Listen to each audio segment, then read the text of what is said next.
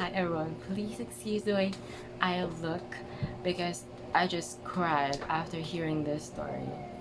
Okay, so now let's start. Okay, so we have this guy, his name is Abelardo Aguilar. He's a Filipino. He's actually Ilonggo. That is where I am from.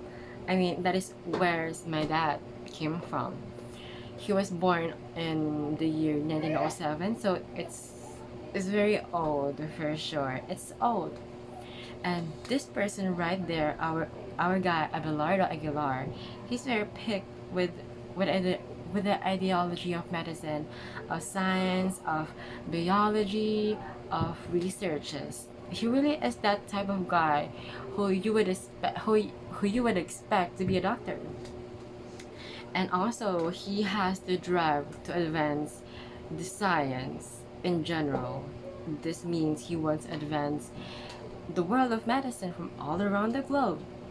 And as a physician, he has encountered so many challenges, so many impediments, so many adversities, and this includes infections, this includes illnesses, this includes diseases that requires antibiotic. And take note that this story right here is very old, therefore they're not really that advanced. And in terms of antibiotics, they only have one antibiotic that is preferred by physicians that time, which is penicillin. I don't know if I described that correctly, but you get the idea. It's penicillin something. Now, during the 1940s era, they barely have any resources. Like I said, they only have one antibiotic, and that antibiotic right there was discovered by nature. It was discovered by testing samples of dirt, of bacteria, of microorganisms, such things such as pathogens. I don't know, I have no idea. We don't have science yet in our semester. So, yeah, so Aguilar knew that he has to do something. He has this passion on making a new antibiotic that'll be accessible to all, that'll be broad, that'll be very effective into all kinds of diseases, of illnesses. and and also please take note that the procedures that he had done was very rigorous. It's very crucial. So can you like imagine yourself in that spot? You are in the Philippines, in a third world country. You barely have any resources, and the places, I mean the place where you are available working at is very small. Why? Because you are poor. Hello, you're Filipino. And during that time, we're very poor. Unfortunately, we're experiencing wars, we're experiencing, well, racism. And also because during that time, they really have any physicians. Like, actually, Abelardo Aguilar is one of the earliest batch of physicians in our time as a Filipino. Now, after many countless attempts, many countless of failures, after so many attempts, after so many tries, after so many errors, after so many no's, after so many fails, he now achieved his goal. And the goal is he successfully found an antibiotic that can be a good substitute for penicillin. But then again, like I'm repeating this all over again, he barely has any influence. Why? Because he's what? He is Filipino.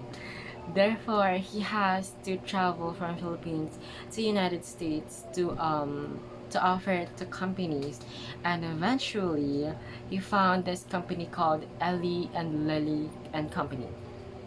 That's kind of a weird name. And this company right there, Ellie and Lily, um, spotted a potential in the invention of Aguilar. They said, "Oh, yeah, this will be a hit," and they named his antibiotic Elosin. Elosin? Oh, I don't know. Probably it's Elosin because the term was derived from his hometown, Iloilo City. And then Also, please take note the antibiotic that we're talking about is erythromycin. So probably you guys are, you know, familiar with that medicine or that antibiotic, but we're talking about erythromycin, and its name is alocin. Now, when it was approved, it finally hit the market, and it was a huge success. It skyrocketed the medicine field. Now, it is considered, the erythromycin, or like the allicin, was considered as one of the most effective antibiotic to be ever created, because it is a good substitute for penicillin. To those people who are allergic to penicillin can take erythromycin instead. And also take note that erythromycin is very broad, therefore it can treat a lot of diseases, a lot of illnesses. It was such a huge success. We are that smart. But but but but the sad part, when it hit the market, the company has decided to not give credits to our boy Abelardo Aguilar. Why? Well, just no. I don't know why. That's kind of a thing to do. And until his death, his family advocated to give royalties to Abelardo Aguilar because he deserves it. Hello, he literally worked hard for that invention, and you're not going to give him credits and the money that he deserves. That is that is such a bad thing to do. Oh my god, please excuse me. I'm just being carried away by my words, please. Okay. Now, this case of Abelardo Aguilar has raised so many awareness about how about rigor and you know, unfortunate events can happen when inventing stuff, especially for medicine field, because a lot of times have happened like this. They will invent something and someone will take credit of it, and up until now, actually just until now, we have realized how impactful Abelardo Aguilar's invention is, and how it changed the trajectory of the medicine field, because that antibiotic is still being used today. Yet the royalties, it's still nothing. And for me, it's just so sad that him being Filipino derived him from the money and the recognition that he deserves. To me, to be honest, it's it's so sad. It's disheartening. Or like how important we are in the medicine field. Now that I have said these things, I hope that you guys have learned something, especially on, you know, when you feel like you have barely any resources in doing stuff, so you barely have any resources to do something. That shouldn't be a reason for you to stop. That shouldn't be a reason for you to just put a point in your life and continue being doing something that you don't deserve, because all of us deserve something. All of us can offer something, and all of us has something within inside us waiting for it to be ignited.